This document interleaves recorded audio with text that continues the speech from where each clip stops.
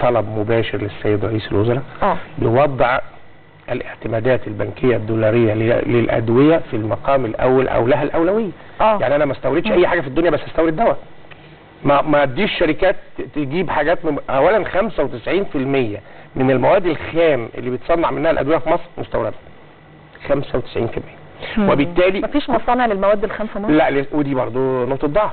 احنا بادئين صناعه ادويه من سنه 39 من طلعت حرب من شركه مصر للادويه اللي كانت طلعت الادويه في الشرق الاوسط وفي المنطقه كلها. طب والمقترحات بانشاء مصانع لانتاج المواد الخام للادويه؟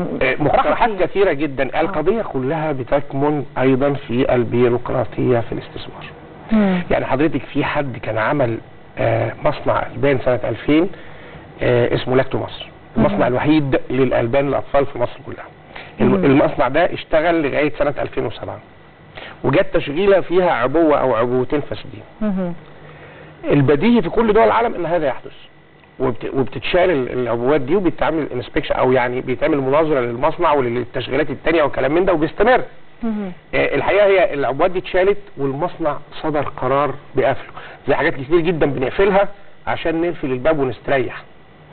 فلما اقفل لاكتو مصر اللي هو المصنع الوحيد اللي كان بيصنع ادويه في مصر، البان صناعيه في مصر، اصبح ما عنديش اي سورس للالبان الصناعيه غير الاستيراد. الراجل كان حاطط ملايين، نتيجه طبيعيه، كان حاطط ملايين او مليارات وساب المصنع وساب الدنيا ورجع. طبعا لن يستثمر في مصر مره اخرى خالص. فالاستثمار في الادويه مكلف. العراقيل في الاستثمار في الادويه في مصر كثيره جدا.